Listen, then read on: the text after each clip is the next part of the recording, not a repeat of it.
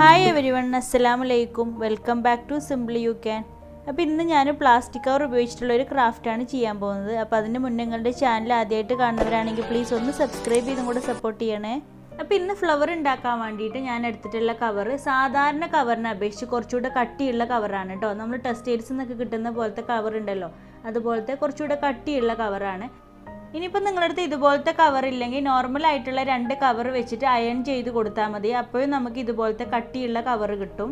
അപ്പോൾ ഇനി ഇതൊന്ന് കുറച്ച് ഇതളുകൾ കട്ട് ചെയ്തെടുക്കണം. അപ്പോൾ അതിന് ഞാൻ ആദ്യം ഒരു പെറ്റലിൻ്റെ ഷേപ്പ് പേപ്പറിൽ കട്ട് ചെയ്തെടുത്തിട്ടുണ്ട്. എന്നിട്ട് അത് കവറിൽ വെച്ചിട്ടൊന്ന് വരച്ചു കൊടുക്കുന്നുണ്ട്.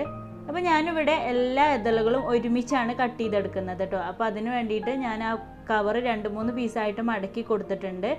ഇനി നമുക്ക് ആ ഇതളിൻ്റെ ഷേപ്പ് ഒന്ന് കട്ട് ചെയ്തെടുക്കാം.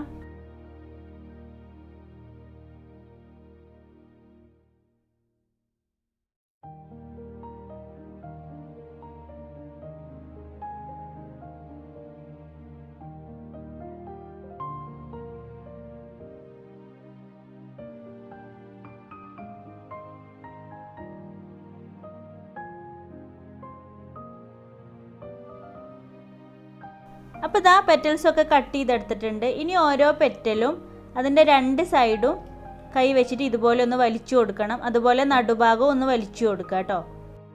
എല്ലാ പെറ്റലും ഇതുപോലെ ചെയ്തെടുക്കണം കേട്ടോ.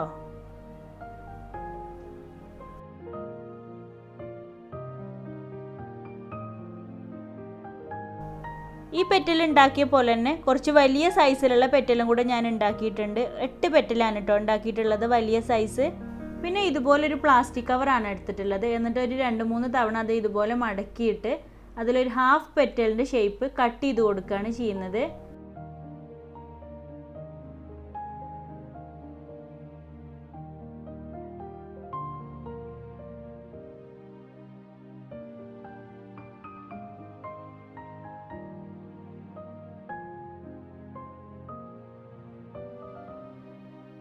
അപ്പോൾ പെറ്റൽസൊക്കെ കട്ട് ചെയ്തെടുത്തിട്ടുണ്ട്. ഇനി ഞാനൊരു കമ്പിയാണ് എടുത്തിട്ടുള്ളത്. എന്നിട്ട് അതിൻ്റെ ഒരറ്റം ഒന്ന് മടക്കി കൊടുക്കുന്നുണ്ട്.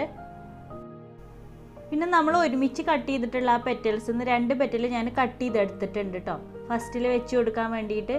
ഇനി ആ കമ്പിയിൽ ഗ്ലൂ അപ്ലൈ ചെയ്തിട്ട് ഒരു ചെറിയ പീസ് പ്ലാസ്റ്റിക് കവർ ചുറ്റി കൊടുത്താൽ മതി, അല്ലെങ്കിൽ ടിഷ്യൂ പേപ്പർ ചുറ്റി കൊടുത്താലും മതി കേട്ടോ.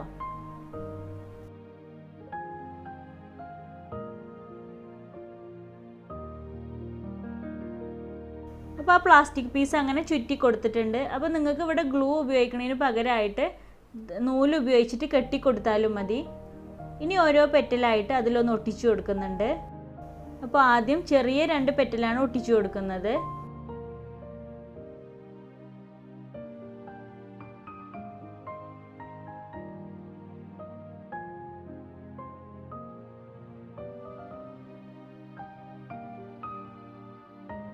അപ്പോൾ ഇതാ ഫസ്റ്റ് 2 പെറ്റൽ ഒട്ടിച്ചു കൊടുത്തിട്ടുണ്ട്. ഇനി ഒരുമിച്ച് വരുന്ന ആ പെറ്റൽസും കൂടെ അതിൽ ഒട്ടിച്ചു കൊടുക്കുന്നുണ്ട് കേട്ടോ.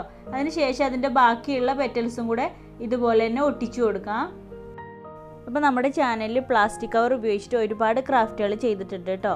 അപ്പോൾ താല്പര്യമുള്ള ഒരാൾക്കൊന്ന് പോയി കണ്ടു നോക്കണേ. അതിൻ്റെ പ്ലേലിസ്റ്റിൻ്റെ ലിങ്ക് ഞാൻ കമൻറ്റ് ബോക്സിൽ പിൻ ചെയ്ത് കൊടുക്കാം.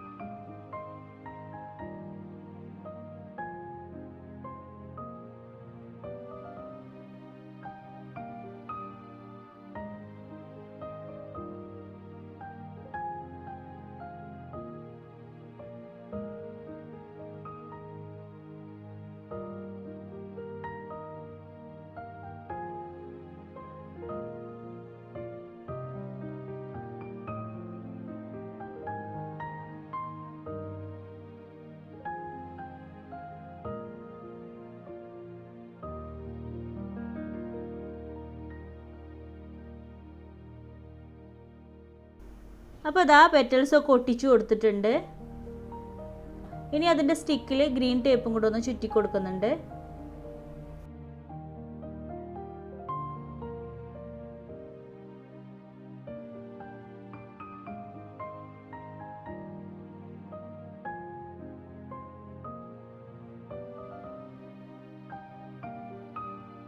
അപ്പോൾ ഇനി ഇതിൽ വെച്ച് കൊടുക്കാൻ വേണ്ടിയിട്ട് ആർട്ടിഫിഷ്യൽ ലീഫാണ് കേട്ടോ ഞാൻ എടുത്തിട്ടുള്ളത്. അപ്പോൾ ഇതന്നെ വേണം നിർബന്ധമൊന്നുമില്ല. നിങ്ങൾക്ക് ഇതിന് പകരമായിട്ട് പ്ലാസ്റ്റിക് കവർ വെച്ചിട്ടോ കളർ പേപ്പർ വെച്ചിട്ടോ ലീവ്സ് ഉണ്ടാക്കി ഒട്ടിച്ചു കൊടുത്താൽ മതി.